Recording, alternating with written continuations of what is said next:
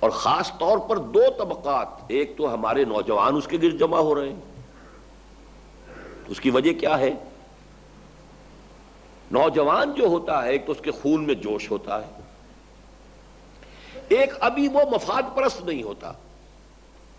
وہ جو بڑے بوڑھے بیٹھے ہوئے ہیں خراٹ، ان کے تو مفادات ہیں. یہ نوجوان ہے، ابھی سلامتی طبع ہے، فطرت ہے، اس کی بات کو عقل سے بات بھی سمجھتے ہیں، نئی بات پر غور کرنے کے لیے تیار ہوتے ہیں. کھانے پینے کو مل رہا ہے، وہ باپ جانے اور جانے، وہ تو انہیں پتہ نہیں کہ اصل میں تو اسی نظام سے تو سارا ہمیں ہو رہا ہے. لیکن یہ کہ وہ بات سنتے ہیں اور سن کر قبول کرتے ہیں. اور دوسرا، اس معاشرے میں کوئی دبا ہوا پسا ہوا طبقہ ہوگا، وہ فوراً لبیک کہے گا، اس لیے کہ اس کے پاؤں میں مفادات کی بیڑیاں ہیں ہی نہیں. کوئی غلاموں کا طبقہ ہے، ظاہر بات ہے کہ ان کے لیے تو ہر وقت صبح مشقت شام مشقت، صبح گھرکی شام کو ڈانٹ، یہی ہے نا. انہیں اس نظام سے اور کیا ملتا ہے، لہذا وہ بھی لپکیں گے. یہ دونوں طبقے معاشرے کے ہوتے ہیں گویا کہ بارود کے گودام. ان میں اگر انقلاب کی چنگاری اگر پہنچ جائے تو سارا کا سارا بخ سے اڑ جائے گا نظام. لہذا اب شروع ہوتا ہے فزیکل پرسیکیوشن، جسمانی تشدد. ان نوجوانوں کو ذرا بھوکا رکھو، ہوش ٹھکانے آ جائیں گے ان کے. یہ باپ دادا کی کمائی ہے، کہتے ہیں کہ حرام کی کمائی تھی، تو میں نے اسی سے عیش کیا، تم نے اسی کے کپڑے ہیں جو تم نے پہنے ہوئے، نکالو اس کو، اتارو کپڑے، جاؤ نکل جاؤ گھر سے، ننگے ہو کے نکل جاؤ. یا انہیں ذرا بھوکا رکھو، زنجیروں میں جکڑ دو، 4 دن کھانے کو نہیں دو گے، یہ سارا انقلاب کی سٹی بھول جائیں گے، دن میں تارے نظر آ جائیں گے. اس سے آگے بڑھ کر جیل ہے، جو بھی ہے، مار پیٹ ہے، جہاں جہاں بھی زور چلے گا کریں گے.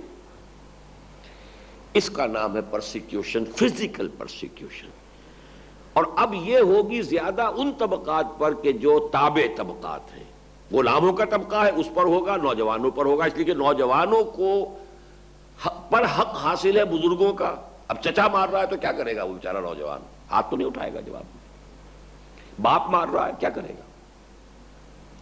تو نوجوانوں پر تشدد اور دبے ہوئے طبقات پر تشدد. اس کے علاوہ اور بھی دوسروں پر بھی ہوگا. جو بھی کسی حیثیت سے ذرا کمزور نظر آئے گا، کسی کا خاندان زیادہ مضبوط نہیں ہے، کسی کا کوئی اور سپورٹ نہیں ہے، اس کے اوپر بھی جو ہے وہ تشدد ہوگا. اس کے بارے میں اب نوٹ کیجئے کہ چوتھا مرحلہ گنتی میں ہے. یہ پہلا، دوسرا، تیسرا، وہ 3 ایک سیٹ تھا، چوتھا پھر شروع سے ہو رہا ہے. یہ چوتھا مرحلہ ہے صبر محض، پیسو ریزسٹنس.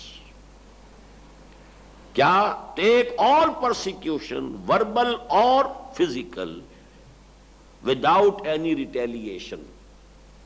چاہے زبانی تمہارے اوپر تمہیں مجروح کیا جائے، تم پر حملے کیے جائیں، چاہے جسمانی تشدد کیا جائے، ڈٹے رہو، جمے رہو، پیچھے نہ ہٹنا، لیکن جوابی کارروائی نہ کرنا. اس کی منطق سمجھ لیجئے. شروع میں وہ انقلابی ہوتے ہیں بڑے کم تعداد میں، اگر وہ وائلنٹ ہو جائیں گے، وہ اگر تشدد کا جواب تشدد سے دیں گے تو پوری طاقت کے ساتھ ان کو کچل دیا جائے گا. ابھی طاقت کچھ ہے ہی نہیں. جدید اصطلاح میں ہم کہیں گے they have to buy time. انہیں تو وقت ابھی چاہیے، مہلت چاہیے. اور مہلت اسی طرح ہوتی ہے، اچھا بھائی مار گئے، تم مار لیا تم نے، چلو میں تو نہیں ماروں گا. اگر آپ ماریں گے تو بات بڑھ جائے گی. وہ 1 مارے گا، 2 مارے گا، اس کے بعد چلا جائے گا. اس کو فلیئر اپ نہیں ہونے کرنا ہے. ابھی جھیلو، برداشت کرو. نغمہ ہے بلبل شوریدہ تیرا خام ابھی، اپنے سینے میں اسے اور ذرا تھام ابھی. ایک وقت آئے گا، اگلا مرحلہ آئے گا، پھر سارا انتقام لے لینا، سارا غصہ نکال لینا. ابھی ذرا تقاضا ہے اس انقلابی عمل کا کہ جھیلو، برداشت کرو، جوابی کارروائی مت کرو. If you are sincere to this revolution, یہ ہے پیسو ریزسٹنس. اس کا ایک سبب تو میں نے آپ کو بتا دیا کہ ضرورت کیوں ہے کہ you have to buy time. آپ کو مہلت چاہیے تاکہ آپ اپنا بیس براڈ کریں. دوسرا اس کا ایک اور اہم ترین نتیجہ کیا نکلتا ہے اور وہ بہت قیمتی ہے. اس میں بھی ایک بات اصولی مقدمے کی ہو جائے گی کہ معاشرے میں ہم کہتے ہیں کہ ایک بڑی تعداد لوگوں کی ہوتی ہے جنہیں ہم کہتے ہیں سائلنٹ میجورٹی. ان میں ہمت نہیں ہوتی کہ کھڑے ہو کر بات کر سکیں، اپنے دھندوں میں لگے ہوئے ہیں، اپنے بیوی بچوں کے معاملات ہیں. اب ظلم کے خلاف آواز اٹھانا تو اس کا تو مطلب یہ ہے کہ خطرات مول لینا ہے. اتنی ہمت نہیں ہے. ظلم سہ رہے ہیں عام ظلم. یہ انقلابیوں کی بات نہیں میں کر رہا، عام عوام، لیکن خاموش ہے، جھیل رہے. لیکن وہ لوگ خاموش تو ہیں، ڈمب ہے، ڈیف تو نہیں ہے.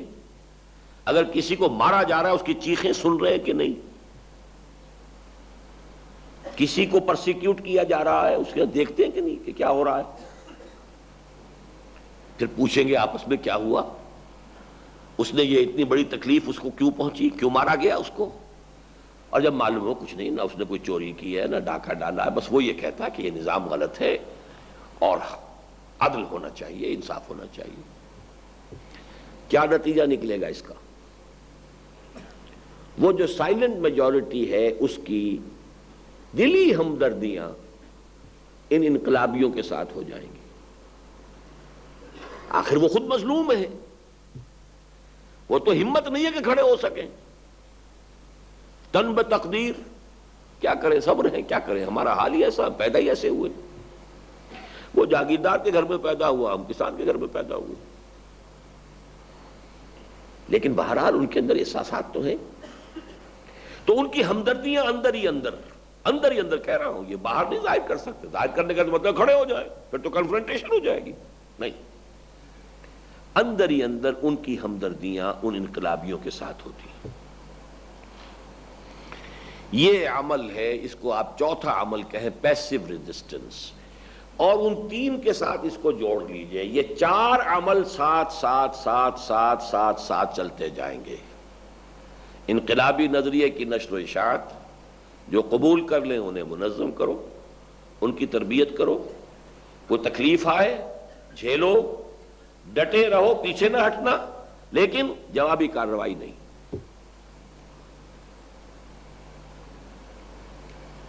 یہ چاروں عمل ایک ساتھ ہیں. بیان کرنے میں، وضاحت میں، اس کی لاجک کو بیان کرنے میں، اس کے فلسفے کو سمجھنے میں علیحدہ علیحدہ کر دیے گئے، ورنہ تو ایک ہی ہے. اگلا مرحلہ کب آتا ہے؟ جب یہ انقلابی جو جماعت ہے اس کی قیادت یہ محسوس کرے کہ now we are strong enough, اب ہم کافی مضبوط ہیں، ہمارے پاس مناسب تعداد میں لوگ موجود ہیں، اور وہ ہے بھی وہ جن کی کمٹمنٹ ابو ڈاؤٹ ہے، وہ واقعتاً تن من دھن قربان کرنے کے لیے تیار ہے، اور وہ واقعتاً منظم ہے، حکم کے منتظر ہیں. بلکہ ان کا تو خون جوش مار رہا ہے، بمشکل انہیں روکا ہوا ہے.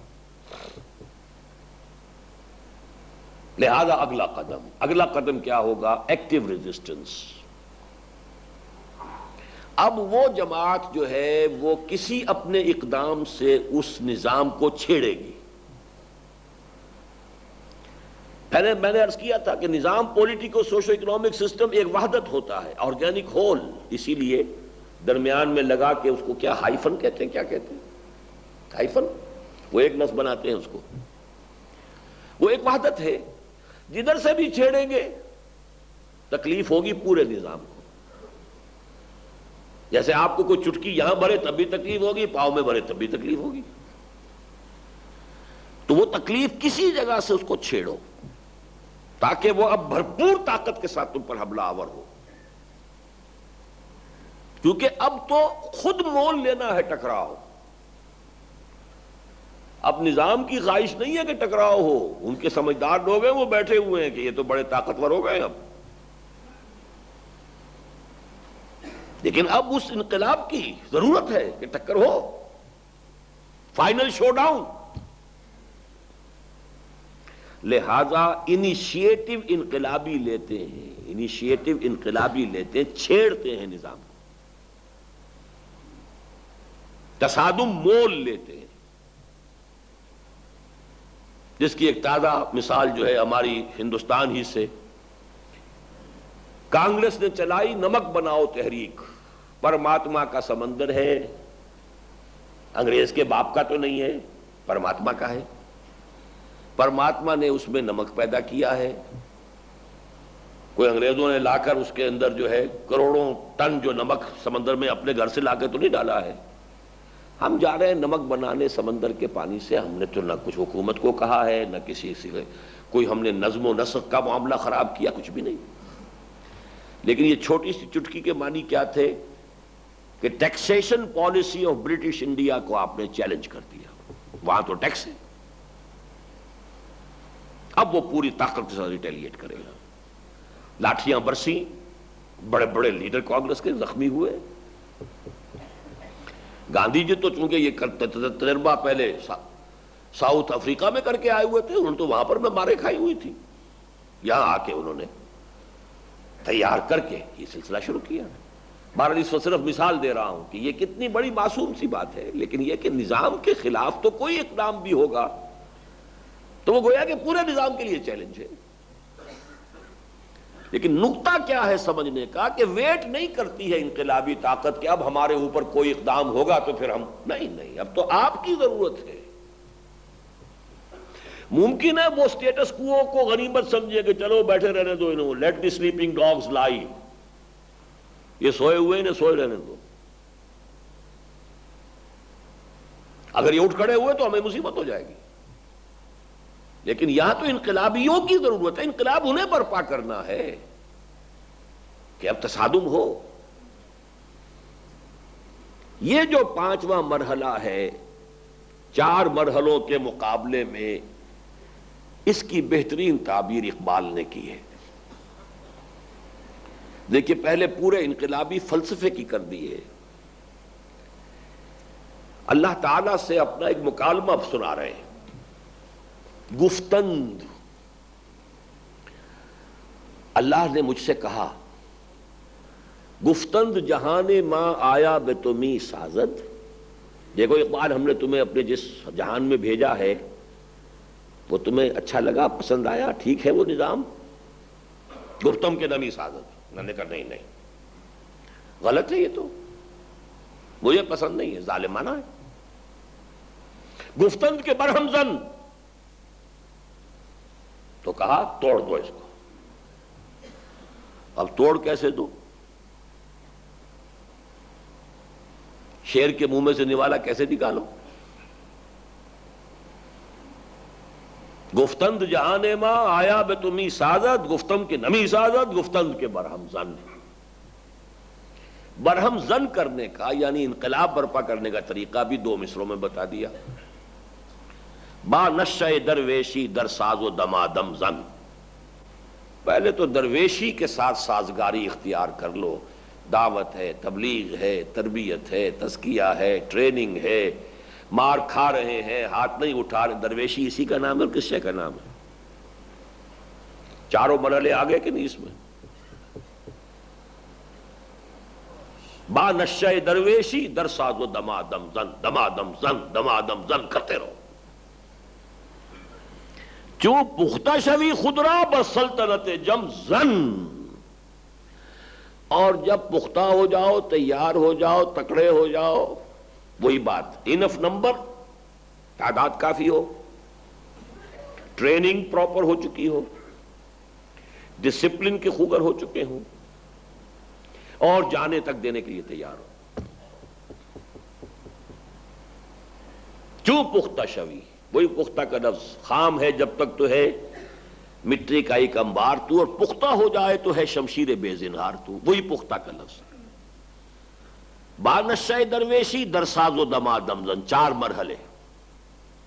چوں پختہ شوی، جب تم تیار ہو جاؤ، پکے ہو جاؤ، خدرا بر سلطنت جم زن، تو اب اس سلطنت جم سے ٹکر لگاؤ، اپنے آپ کو ٹکرا دو۔ یہ ہے مرحلہ جس کا نام ہے active resistance, challenge, to throw a challenge to the existing system. اس کے نتیجے میں کیا ہوگا؟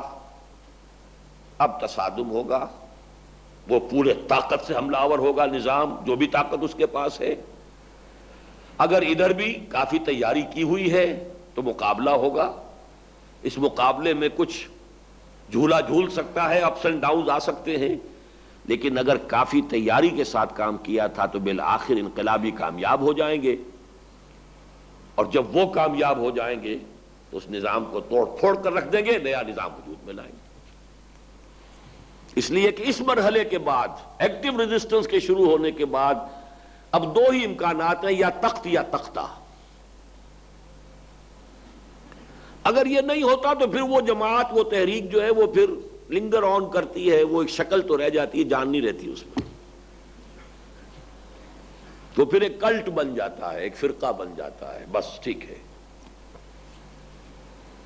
وہ تو یا تخت یا تختہ، جب وہ پراپر ٹائم آ جائے۔ لیکن یہ بڑا بہت ہی سینسٹیو ایشو ہے، اگر قبل از وقت کر دیا گیا تب بھی بربادی، تباہی، پری میچور، اور اگر وقت پر نہیں کیا گیا، یو مس دی بس، اب بس نکل گئی۔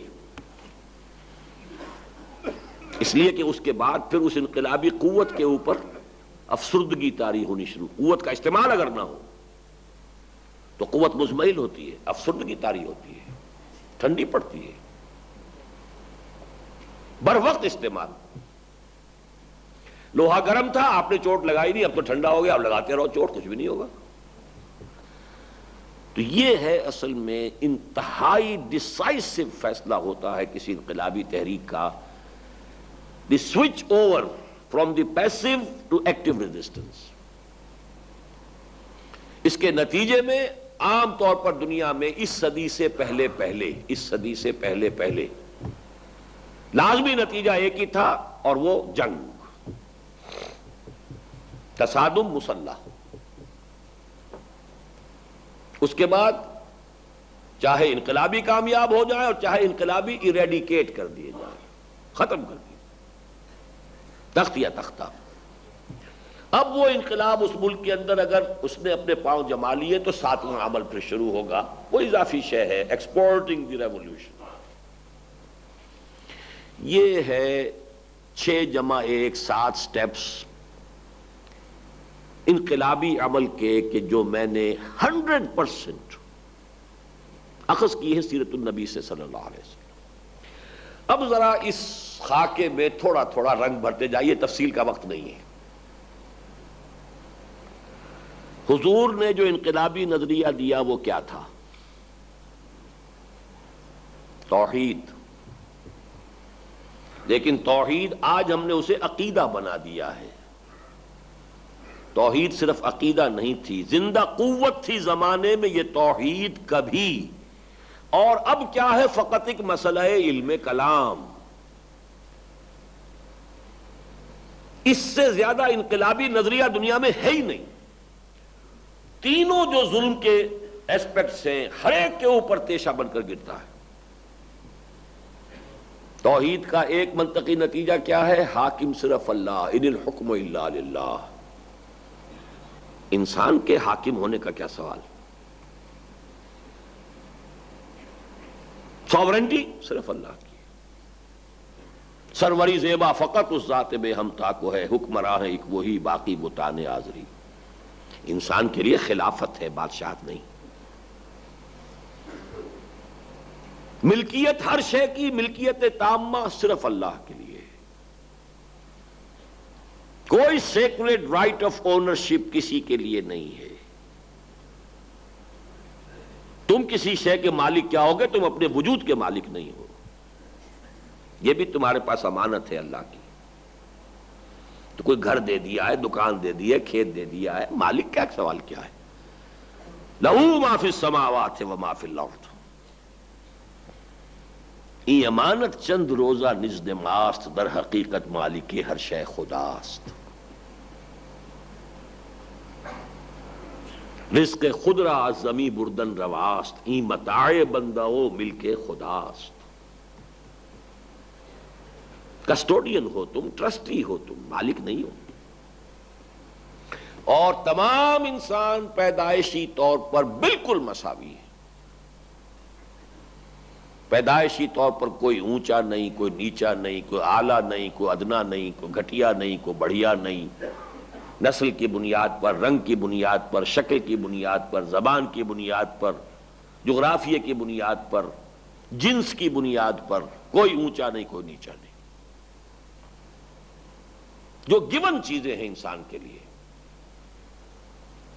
اب جو جسم اسے ملا ہے، جو رنگت اسے ملی ہے، جو شکل و شباہت اسے ملی ہے، جس علاقے میں پیدا کیا گیا ہے، وہی بولی وہ بولتا ہے، یہ تو اللہ کا فیصلہ ہے، اس کا اپنا چوائس تو نہیں. بائی برتھ جو چیزیں ملی ہیں ان میں کوئی اونچ نیچ نہیں. ہاں ایکوائرڈ کیریکٹرز کے اندر آپ نے علم زیادہ حاصل کر لیا، آپ کی عزت زیادہ کی جائے گی. آپ کا تقوی زیادہ ہے، آپ کی عزت زیادہ ہو جائے گی. ان اکرمکم عند اللہ اتقاکم، یہ ایکوائرڈ چیزیں. سماجی ناانصافی، معاشی ناانصافی اور سیاسی ناانصافی سب کا کامل توڑ ایک ضرب. یہ ہے نظریہ جس کو حضور نے پیش کیا. اسٹریٹ پریچنگ بھی کی، جلسہ عام بھی کیا، کوہ صفا پر کھڑے ہو کر وا صباح کا نعرہ لگایا، لوگ جمع ہو گئے، گھر گھر جا کر دستک دی، اپنے رشتہ داروں کو کھانوں پر بلایا، ان کو وہاں. بات تو ایک ہی، جو میں نے کہا تھا جو اویلیبل ذرائع تھے وہ اختیار کیے. تو پہلا مرحلہ ہے توحید، لیکن توحید صرف ایک عقیدے کے اعتبار سے نہیں، ایک نظریہ اجتماعی کے اعتبار سے. اور اس توحید کو، وہی بات اب سمجھ میں آ جائے گی. آپ توحید کا واعظ کہہ رہے ہیں تو وہ کیا سمجھے گا آدمی؟ ایک عقیدے کی بات ہو رہی ہے. جب تک یہ نہیں بتائیں گے کہ توحید کی ایک کرولری یہ بھی ہے کہ حاکمیت انسان کے لیے نہیں ہے، اس وقت تک یہ انقلابی نظریہ کہاں بنے گا؟ ملکیت انسان کے لیے نہیں ہے، امانت ہے، انقلابی نظریہ کیسے بنے گا؟ اللہ ایک ہے، اللہ کی صفات یہ ہیں، کوئی اس کا ضد نہیں، کوئی ند نہیں، کوئی کفر نہیں، کوئی مثال نہیں، کوئی مثیل نہیں. وہ تو ٹھیک ہے، اس سے نظام پر کون سی چوٹ پڑی ہے؟ اور اس کو آپ کو جدید اصطلاح میں اور جدید علمی سطح پر ری انٹرپریٹ کرنا پڑے گا. جو علامہ اقبال نے جس پروسیس کا آغاز کیا، reconstruction of religious thought in Islam. فلسفہ ہے، جدید سائنس ہے، ہائر میتھمیٹکس ہے، ہائر سائیکالوجی ہے، اس کے حوالے سے توحید کا اس بات، ایمان باللہ کا اس بات، اگر یہ آپ نہیں کر سکتے تو توحید کا واعظ کہتے رہیے گا. وہ ایک انقلابی نظریہ، نہ کوئی سمجھے گا اسے اور نہ اس سے کسی انقلاب کی داغ بیل پڑے گی. سمجھیں گے وہابی مولوی ہے کوئی، توحید کی رٹ لگا رہا ہے، بس اللہ اللہ خیر سن. اور اس کے ہاں نفی بھی ہوگی تو قبر پرستی کی ہوگی، انسانی حاکمیت کی نفی تھوڑی کرے گا، وہ قبر پرستی کی نفی ہو جائے گی، ان چیزوں کی نفی ہوگی. بہرحال پہلی بات، کیونکہ مجھے جلدی سے اب گزرنا ہے. نمبر 2، اب جمع کرو، انہیں منظم کرو. اس کے لیے 2 مرحلے ہیں حضور کی تنظیم میں. پہلا اور بنیادی مرحلہ حضور کی تنظیم کا کیا تھا؟ رسالت، میں اللہ کا رسول ہوں، نبی ہوں. جس نے مان لیا اس کے لیے اطاعت لازم ہو گئی. سم اطاعت آ گئی کہ نہیں؟ وَمَا أَرْسَلْنَا مِن رَّسُولٍ إِلَّا لِيُطَاعَ بِإِذْنِ اللَّهِ وَمَن يُطِعِ الرَّسُولَ فَقَدْ أَطَاعَ اللَّهَ. ہم نے کوئی رسول نہیں بھیجا مگر اس لیے کہ اس کی اطاعت کی جائے اللہ کے حکم سے. اس سے زیادہ مضبوط جماعت کا تصور نہیں. بڑے سے بڑے لیڈر کو بھی آپ کہہ سکتے تم غلط کہہ رہے ہو، نبی سے کہہ سکتے ہیں ٹوٹل اوبیڈینس.